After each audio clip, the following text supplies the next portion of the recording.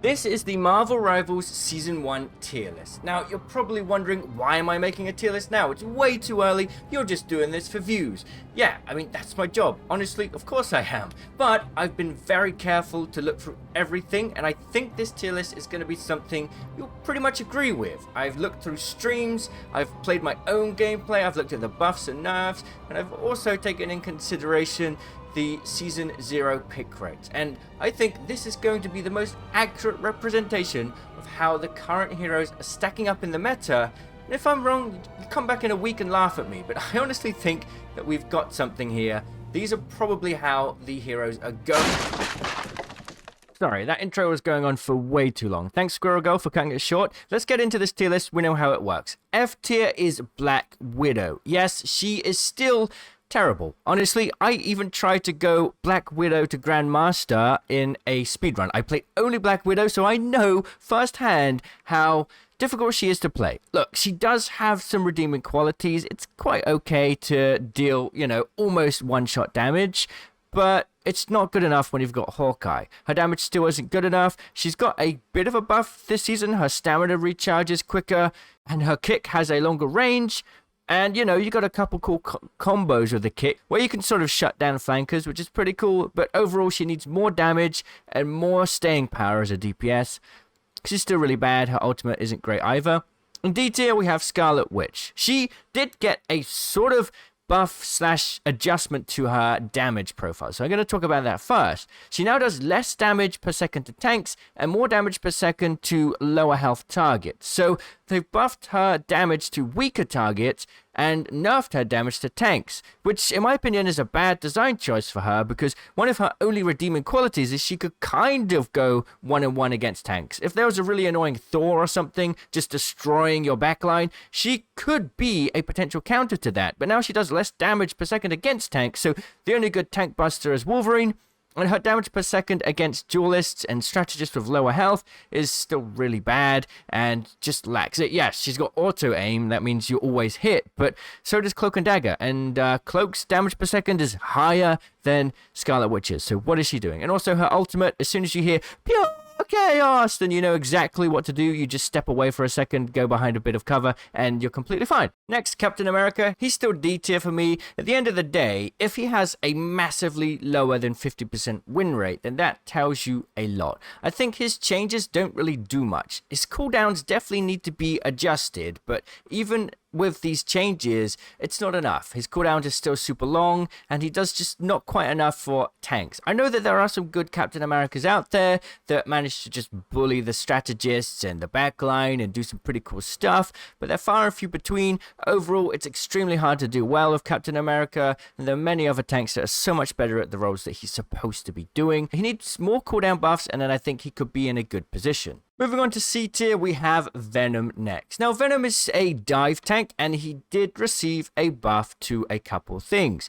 He's now going to get more health from his E and deal more damage in his ultimate. But his ultimate's still pretty bad. Ultimates are so important in the highest level of play in Marvel Rivals. Actually, you know what? Screw that. Ultimates are really important at all levels of play in Marvel Rivals. They change the flow of gameplay. And when you have an ultimate that basically just works like hungry hippos and does very little damage, it's not good. There are so many better ultimates for all of the other tanks there. Hulk's is better. Doctor Strange is amazing. Magneto's ult is probably going to get you a kill or two. Venom's ult doesn't really change the flow of gameplay at all. His swinging ability is nice, and I think that that's quite good that he is a dive tank that can move very fast, but it's on a pretty long cooldown when you compare it to, say, a Hulk jump, which has infinite uses. So he just does too little, and I think that at lower levels of play, I do see Venom being a menace, and I guess the only kind of redeeming factor about him is his main attack does deal a decent amount of damage, and it does have critical headshots, and with some practice you can farm players with it, but as you get higher skill level, I think people get a little bit better at dealing with Venom. Next we have Spider-Man. Spider-Man is a very high skill ceiling flanking character. Yes, you can be amazing with him if you're really good, but the window for error is way too small, and he requires a lot of sort of high level tech that is really hard to perfect. And my biggest worry with Spider-Man is a lot of these techs like bunny hopping and ability combos and animation cancels may get nerfed, because in the latest patch, one of his animation cancels was removed because the devs must have thought it was a bug, and I guess technically it is a bug, but this is the kind of high-level tech that Spider-Man relies on to be good, and without it, he's kind of bad. So he needs some actual genuine gameplay buffs at this point to be any higher, because he's just too hard to use. He's very fun, but very hard to be effective with. Next, we have Jeff the Shark in C tier. For some reason, he's like a quick play warrior. You see a bunch of Jeff the Sharks in quick play, but when you actually get serious and the going gets tough and ranked, you don't see many. Yes, his ultimate can throw people off the edge and you can get a bunch of kills, but any ultimate can get a bunch of kills. It's funny to do, but actually doesn't change the flow of gameplay more than any other ultimate, and a damage dealing ultimate is not what you want for a support. A Lunar Snow ult is the most powerful ultimate in the game because it basically makes your team invulnerable for a short time, unless, you know, you've got an Iron Man ult or something, but it's so strong. Mantis' ultimate is also really strong. Healing-based ultimates are amazing and completely change the flow of gameplay for supports, and Jeff the Shark does not have that. His healing per second is pretty decent at the moment. It did get a small buff, and you can heal at any distance, but he lacks the healing potential from the ultimate, and also his damage output is a little bit limiting. If you want to play support, you actually need to be dealing a lot of damage in this game and supporting with heals when necessary. His damage output is a little bit lacking, and there are basically every other hero in the game for support class does more damage. Moon Knight is in C tier as well. I did want to put him higher.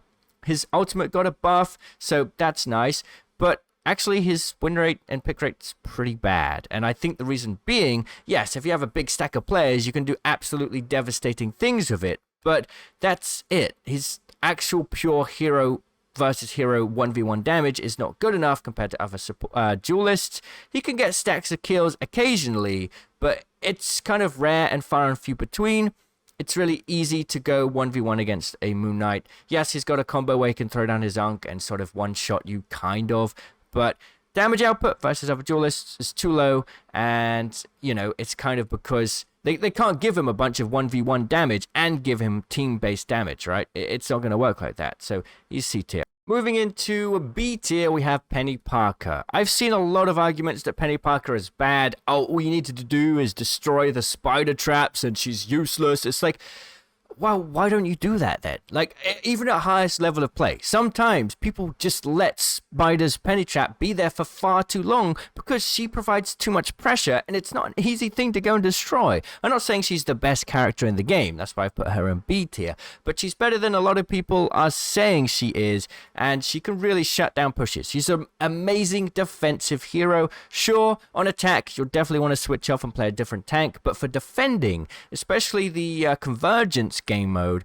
or domination, she's really strong. She definitely thrives on some maps more than others though, so she definitely is situational, but when she has the perfect setup, her infinite ammo, her mines can be set up in positions to just insta-kill, and her webs will shut down pushes amazingly. She's the best defensive character in certain maps, for absolute sure. Next, we have Iron Fist. Iron Fist in B tier, he's actually a surprising choice. You can get really good with Iron Fist and basically spam your way to the highest ranks with, well, I wouldn't say ease, because you do need to master him, but he's a decent flanking hero that is underrated at the highest level of play, and I think his win rate really reflects that. At lower levels of play as well, he's really annoying, and a lot of low skill players are going to struggle to deal with him and just kind of panic and not know how to respond.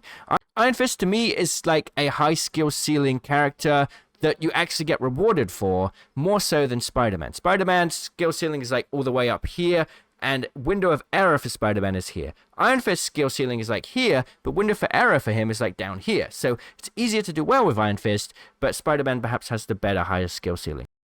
Next, we have Mr. Fantastic, the first new addition for this season. Mr. Fantastic is in B tier because I think he has a lot of potential, primarily as a tank. He can combo his abilities so that he's mostly in tank form for the majority of his playtime, and that can give him a lot of sustaining power.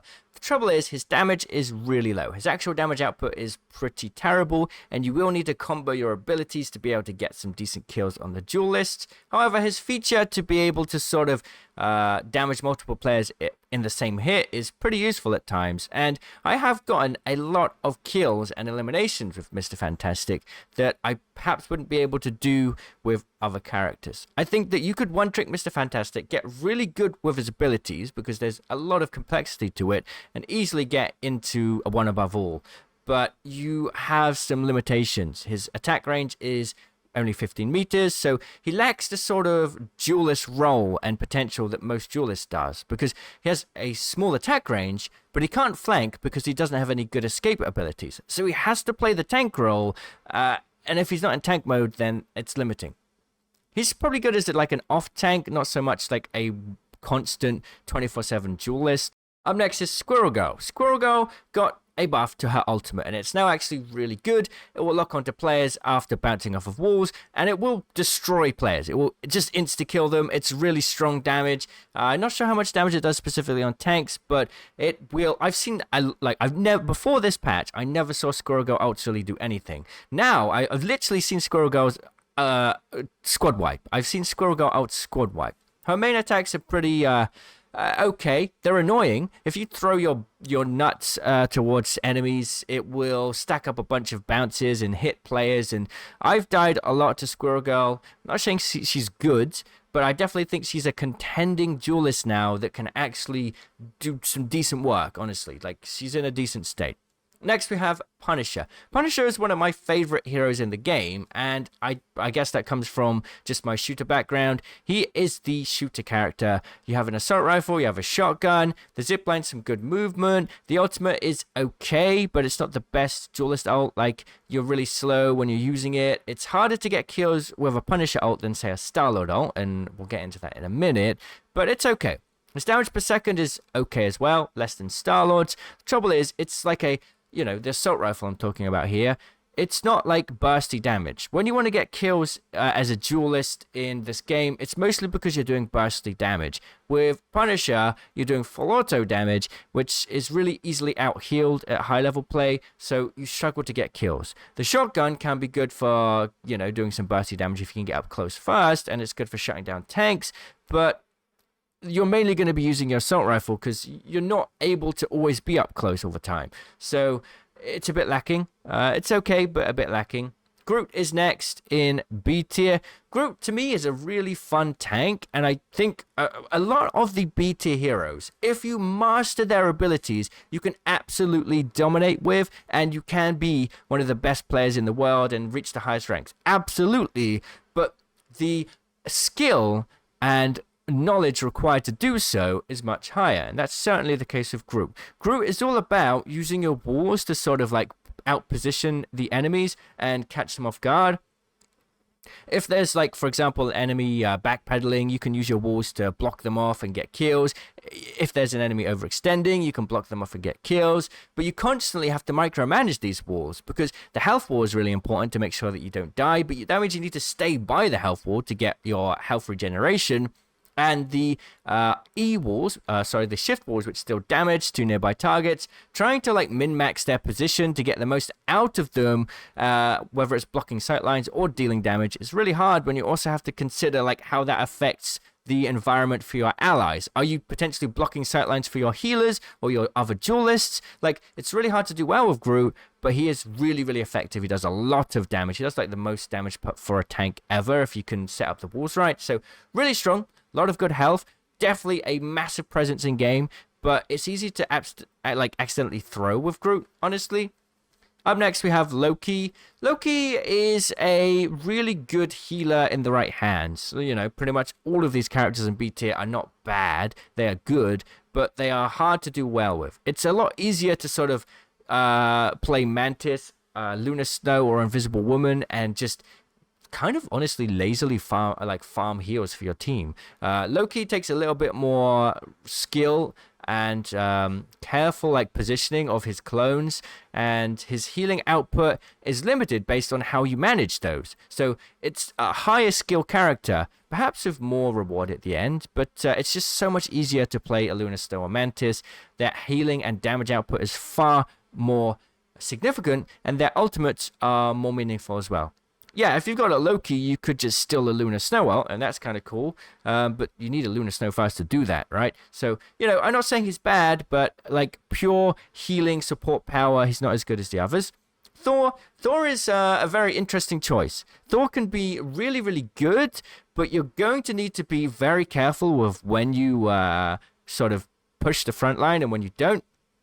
You need to time his abilities to the point where you can make sure that you don't get caught out and just get killed. Thor is, in a way, squishier than other tanks, but when played right, you can absolutely dominate, shut down the enemies, kill their duelists, kill their strategists, and run around with what feels like infinite health when you rotate the cooldowns properly. But there are some gaps in his place sort of experience that if it shifts down and you get caught out, you're going to die. If your cooldowns aren't rotated perfectly, you're not going to be able to heal up yourself properly and you're going to die. So he needs a good support to support him to do well, or perfect min-maxing of his cooldown rotations. Otherwise, you are going to struggle. Winter Soldier got some significant buffs this season, so I do think he's pretty good. Verging on A tier at this point. His damage per second is definitely up there now. And, his ultimate is pretty okay. Like, you can get squad wipes with his ult, more so in lower skill lobbies, but it's more the fact that his main attack is really strong, and also it pairs extremely well with the Rocket Raccoon team up.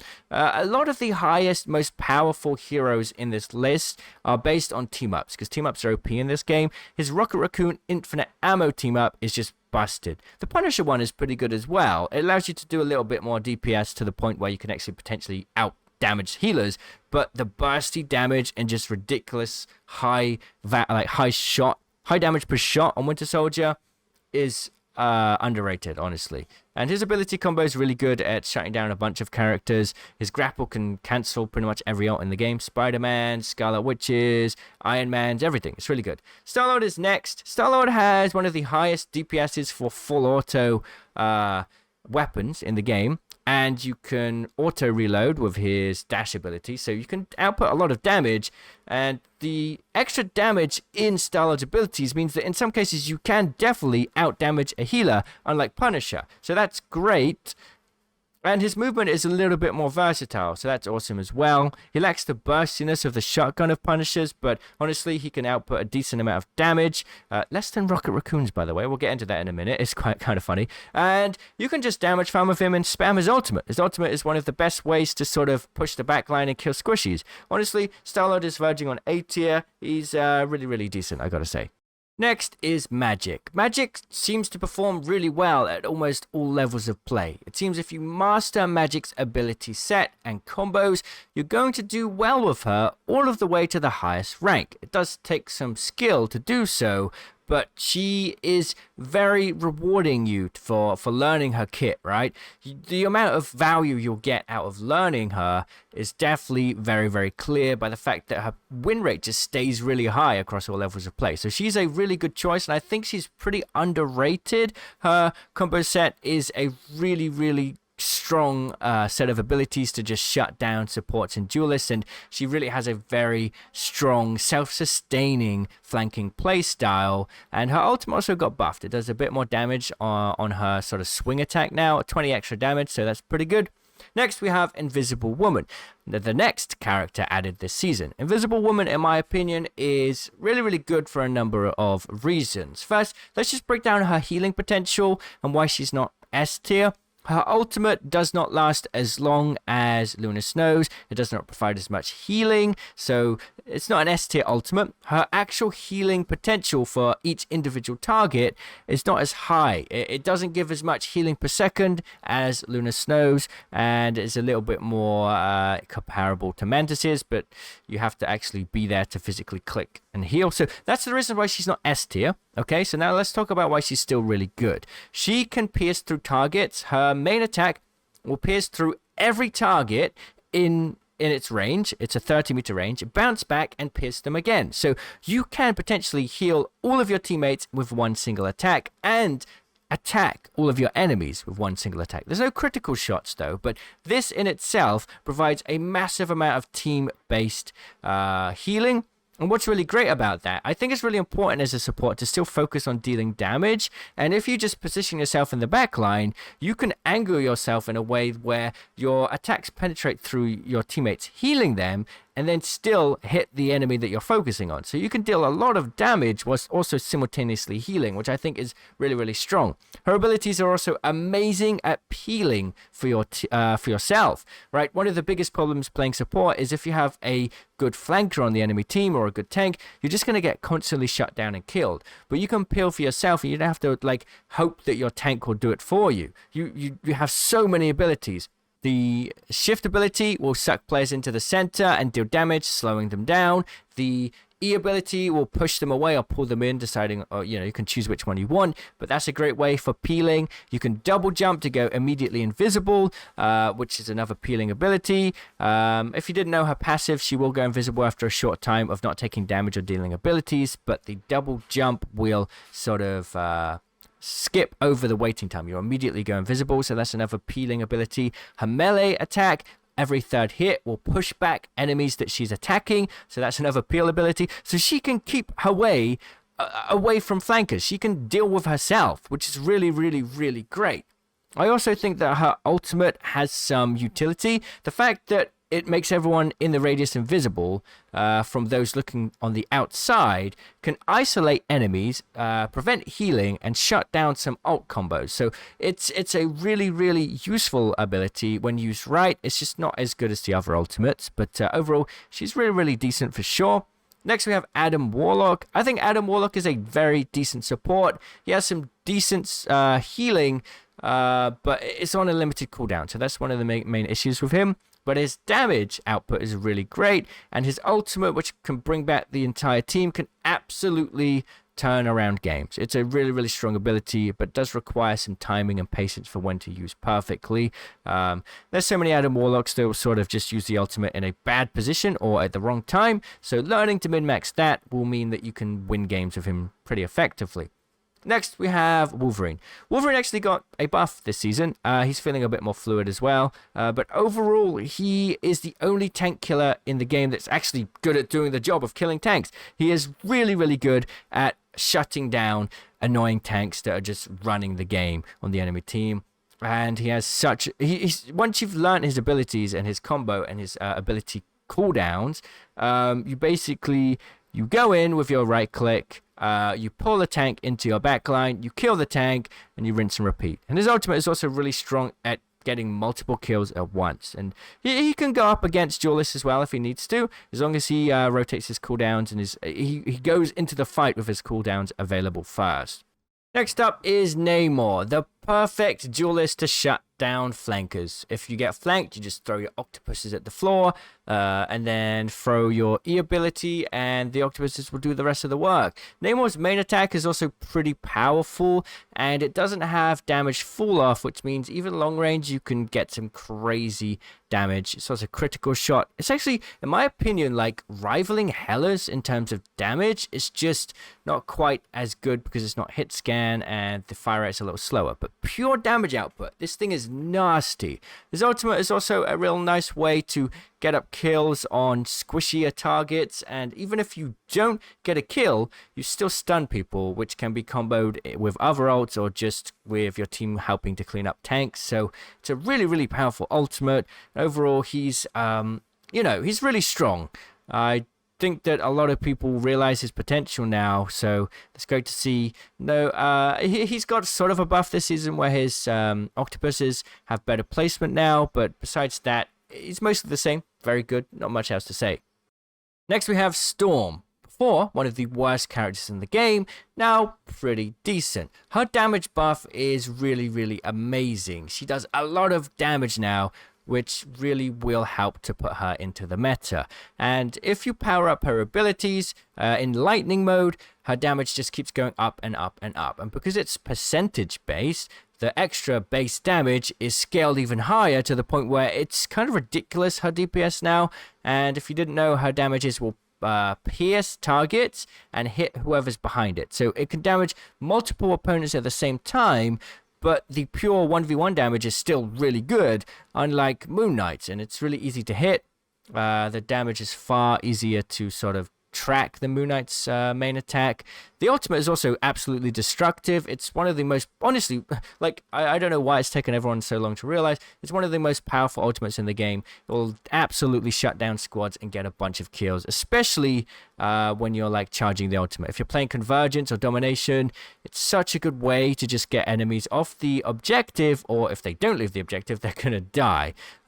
One thing with playing Storm, though, a lot of people still just fly around in the sky with her. Like, she's meant to be played on the ground. She's playing on the ground. That's why she's going to get the most of her attacks piercing through multiple targets, and she'll buff nearby enemies as well. So she's really, really good. Next, we have Cloak and Dagger. They got a buff this season. Their ultimate will now have 4 like dashes instead of 3, so you've got more healing potential there, which is really, really great. It kind of puts our healing almost in sort of range of Lunar Snows and Mantis. It's not quite. I would say maybe it's comparable to Mantis's now, but Lunar Snows is still better. But either way, you're going to be pretty invulnerable in that 4 dash area now. Massive stacks of healing over time, so that's really, really good. Dagger's actual sort of healing is pretty decent as well, and then you can switch to Cloak, who has a lot of damage potential, and the sort of blinding effect is really, really strong as well. The invulnerability and visibility, which can work on nearby teammates as well, is a great way to sort of counter a lot of abilities in this game. Absolutely one of the best supports in the game, and honestly, with a couple more buffs, perhaps even S tier.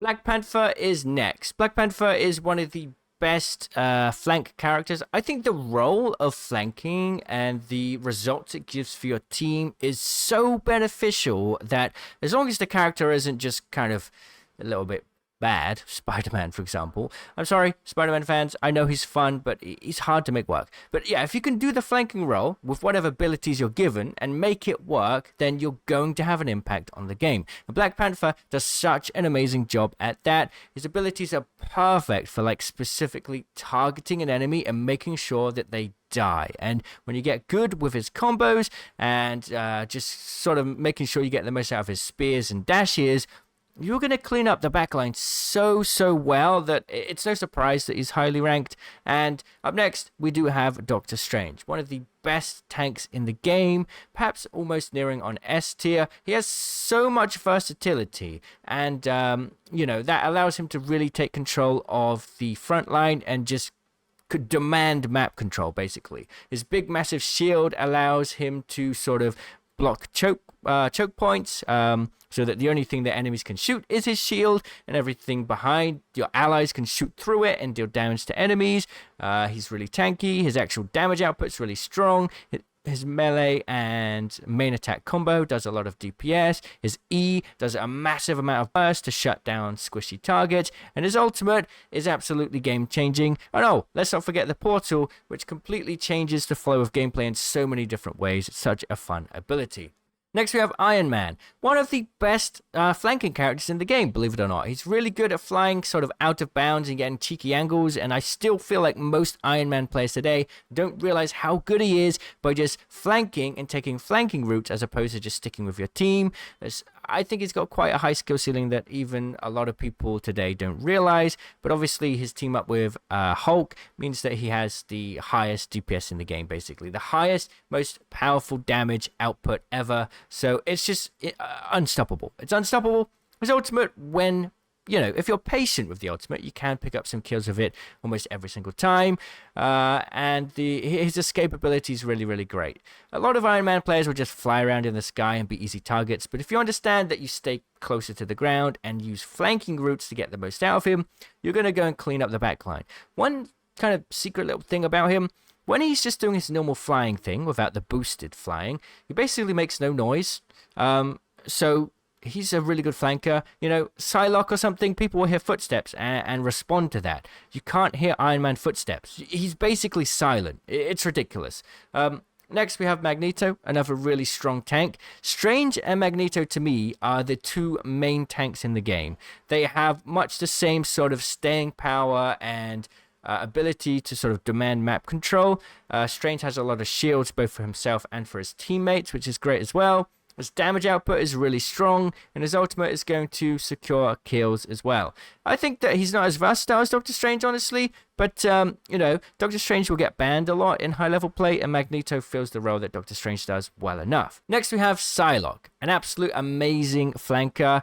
She can get into the situation, deal damage from range, unlike, say, Black Panther and Magik, and secure kills with a very nice bursty combo with chaining her ability, her E ability, and her main attack, and her dash. And then when she needs to, she can go invisible and get out pretty safely. So she's the best flanking character in the game because she can do it with ranged attacks. And her ultimate is also pretty strong as well. There are a lot of ways to counter it now and basically negate damage from it, but you can still get kills with it. But overall, she's still really highly ranked simply because she is a ranged flanker that can do her job exceptionally well and get out of the situation pretty consistently.